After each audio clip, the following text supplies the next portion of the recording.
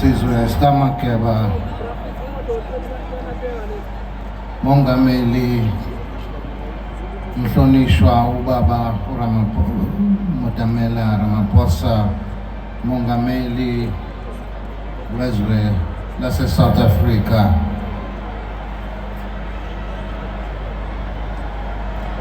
ongangezwe lakhe ingonyama ewumalume isilo sakangwane inkosi uMswati wesithathu malume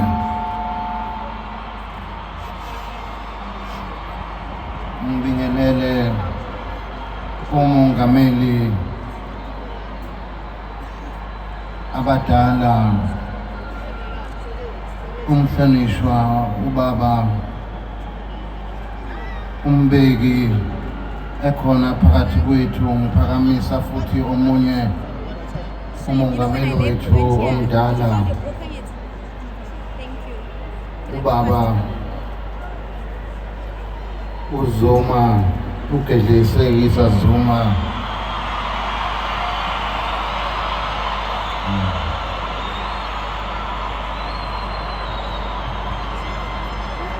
Ngiphakamisa futhi ukubonga okukhulu usekela mongameli naye omdala umama uMlambo Ngcuka naye okhona phakathi kwethu.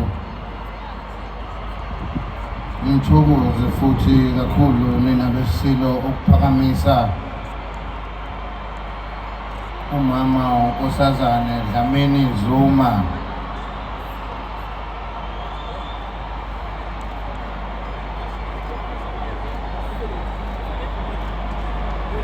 Ngikhona lapho ngiphakamise okukhulu futhi ukubonga umama uPremier wethu umama uMadube Mhlonishwa.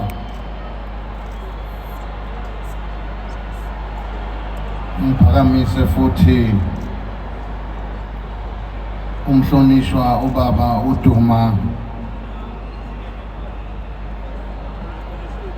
ngoba ngikhuluma nje osukwini lanamhlanje ukuphakamisa ukubonga okukhulu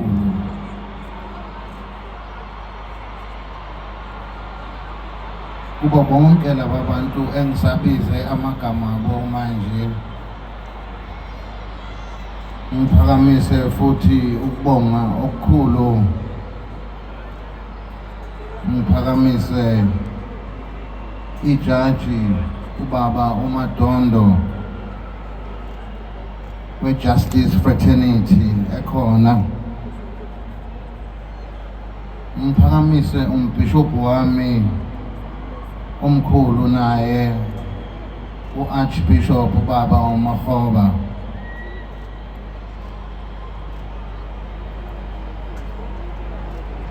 Laba engibabizayo njalo ngoba ngikhuluma ngabo nina besilo abadlale indima neqhaza elikhulu empilweni yami nekubambisaneni nesizwe sonkana kanye nami, ngoba ngedlula kubona nje kanjena indlunkulu izongixolela njengabasekhaya, ngizogcina ngayo. Ngithokoze kakhulu, ngiphakamise ibandla lamaNazaretha eliholwa unyazi lweZulu. Ngiphakamise okukhulu futhi ukubonga nokwamukela ubaba uNongqunga we-12-day Apostles.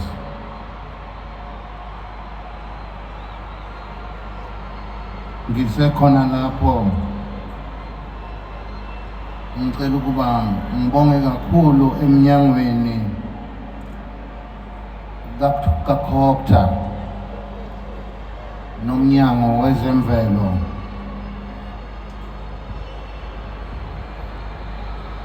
ukuthi sihambe nabo saze safika kuso lesi sikhathi besilokhu sibambene. nina besilo umndeni wami ngibonge kakhulu Ndunankulu kaZulu umntwana wakwaPhindangene oyisisekelo sami noNdunankulu wami noNdunankulu kaZulu. Ngiphakamise futhi ukubonga okukhulu, ngiphakamise isandla kuNdlunkulu uGwabini noNdlunkulu uMantombela. Ngiphakamise futhi okunye okukhulu futhi ukubonga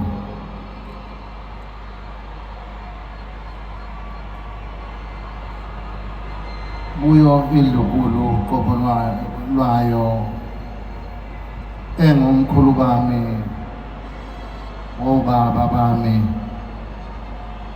abazabami.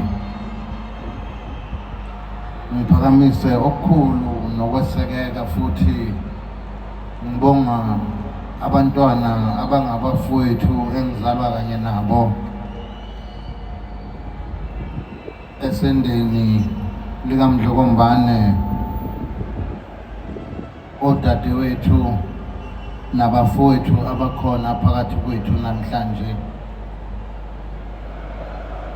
Ngokuphakamisa futhi ukubonga okukhulu ngisekoNdlunkulu iNdlunkulu, ngibonga kakhulu Ndlunkulu uqala wesilo Ndlunkulu uMadlamini ukuba khona nawe uhambisana nowakwenu uNdlunkulu uMandlovu uNdlunkulu wakwaLindozulu. Ngiphakamise okukhulu Ndlunkulu wasondini, Ndlunkulu kaMafu, kade sibambene Ndlunkulu kusukela ekuqaleni sesize safika kulesi sikhathi. Inkosi inibusise bomama bami. Ngizokalise futhi ukubonga okukhulu emakhosini aseNdlunkulu, izinduna, amakhansela, zimeya esithe noma sihamba sikanye nomntwana waPhindangene kusukela emkhosini weLembe kuya emkhosini waseSandwane. Zimeya ngokubambisana namakhansela nezinduna ebezenza isiqiniseko sokuthi yonke imicimbi yethu ihamba kahle ngendlela nangosiko lwakhona ngaloko kuphazamiseka.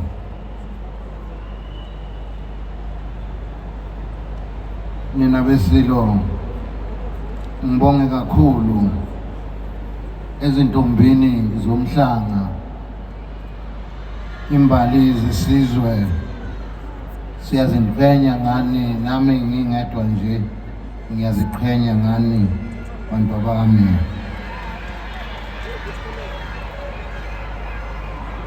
Ngiyathokoza. Ngithi sengivala ukubonga nje kokugcina, ngibonga kakhulu mabutho kaZulu, mafela sihlalo, mavikela sihlalo, ukuthi benilokhu nihamba nami kuze kwafika lesi sikhathi, nibonisa ukuyinikela nothando nokungibekezelela phezu kwesimo ebesikhona emndenini. Nikwazile ukuthi sihlalo nisimele, nisivikele futhi nisilwele ngayo yonke indlela. Ngakho-ke ngiyathokoza kakhulu mabutho kaZulu nina besilo.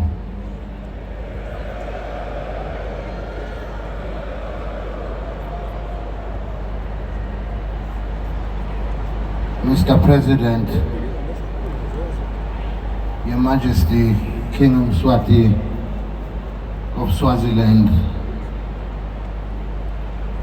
bantu bakababa, ngiyanibingelela nonke.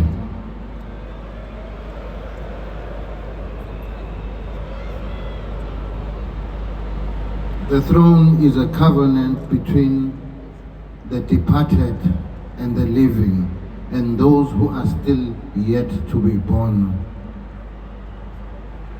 On the shoulders of the crowned head lies hopes, prayers of the living, and more importantly, those who are still yet to be born in our nation. Today I am addressing you and the world as the one who rests on the shoulders of hope for the future of the Zulu, for their place under the sun and in the sun.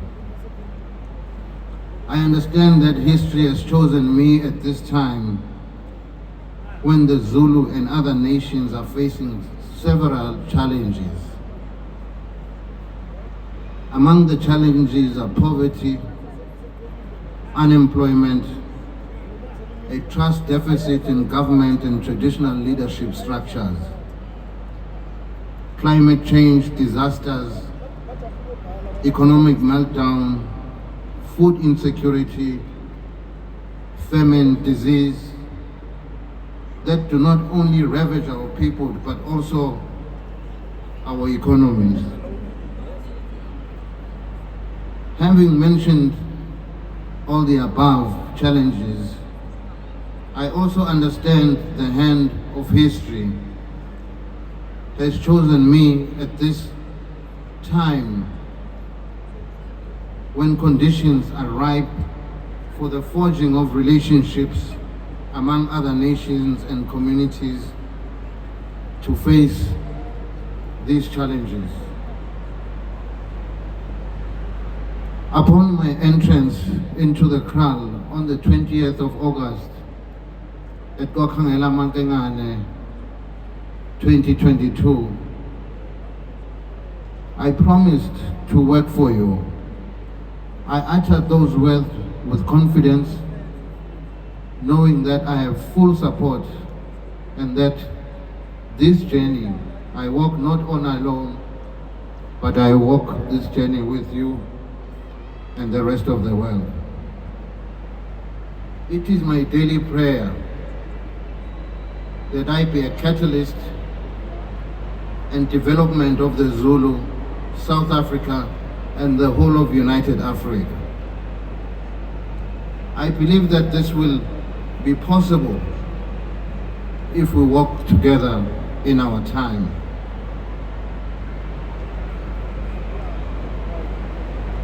I am well aware that our history is incomplete, that of the Isingoni and other nations of Africa, it is incomplete without the history of Indians, the English, the Afrikaner, and all the other races in South Africa and Africa as a whole. Lapha welcome Tani. In the past years, we have had the blessing of being led by a visionary king. With almost 50 years on the throne, King Goodwill Zwelithini Zulu Isilo was both the longest and eldest monarch. During his reign, he ensured that the Zulu people and the monarchy is not only an institution for ceremonial occasions, but also an institution of value, contribution to the country's public service, social cohesion, cultural heritage, and economic imperativeness. His service underlined how tradition serves as a source of unity in a society, as tangible proof of common values which bind communities together in our evolving times. My father upheld the timeless values upon which our province and the country are built on, which are tradition, respect, wisdom, and knowing each other's differences.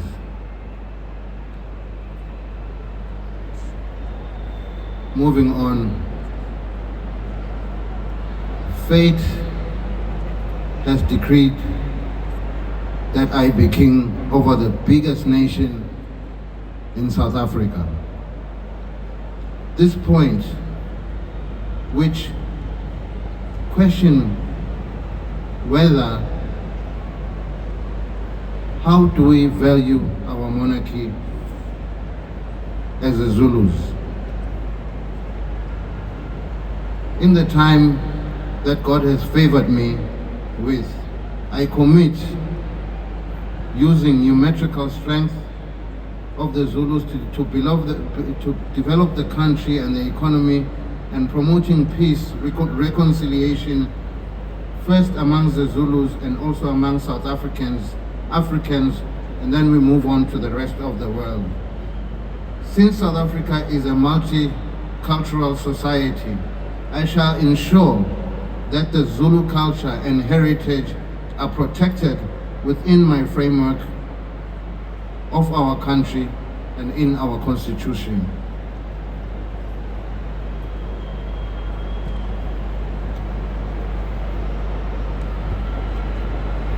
Ngingandi kakhulu, Mr. President. I know the last few months have been a challenge also to yourself. But mine to you is keep soldiering on and keep moving forward with the Zulu people as you have done in the past with the late King, now with myself, Your Excellency. The Ingonyama Trust, which I lead, spearheading development programs in rural communities. This will not happen without the active participation of rural communities. I endorse the concept of Ingonyama Trust Rural Development Forum, an initiative started by the late monarch and support by the African Union and the KwaZulu-Natal government.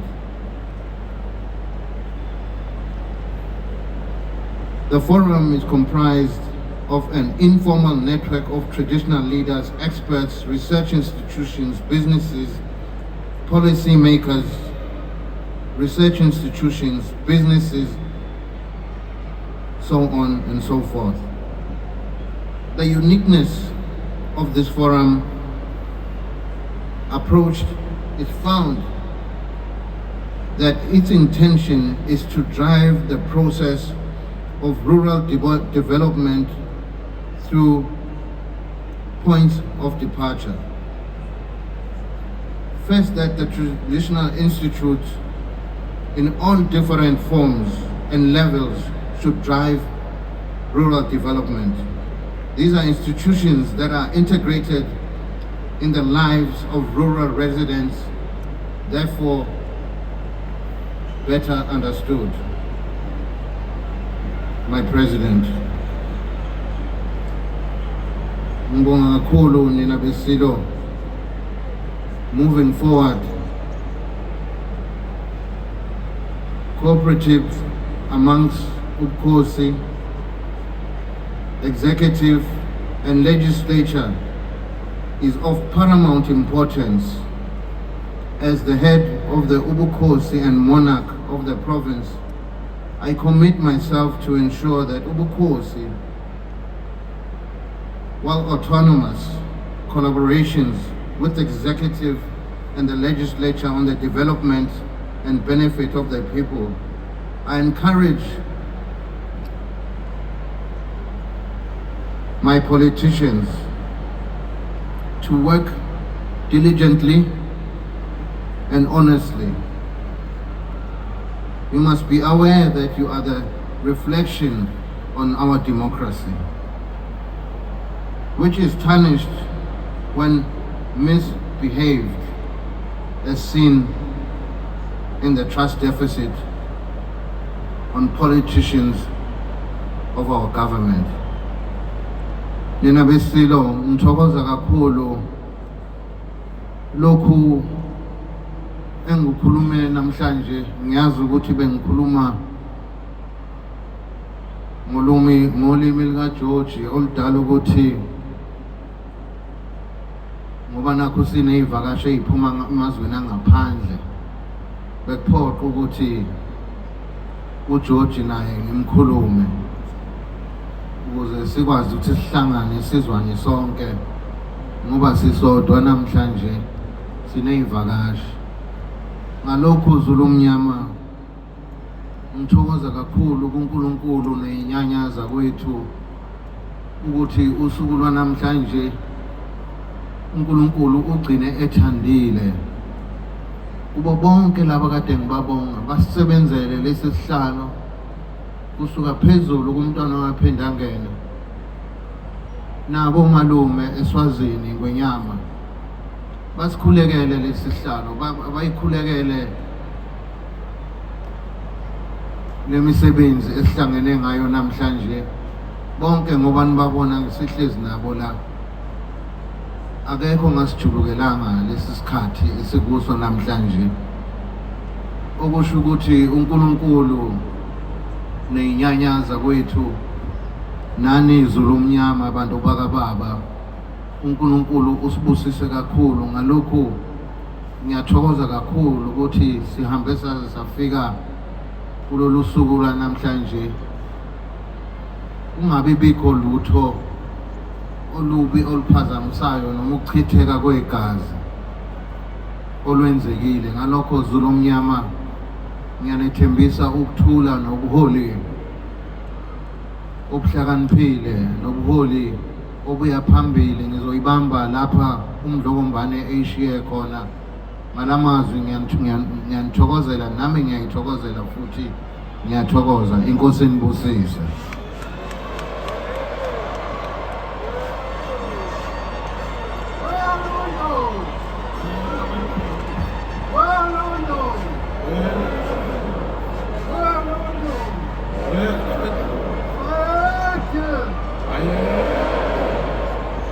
Siyacela ingonyama ingakahlali phansi.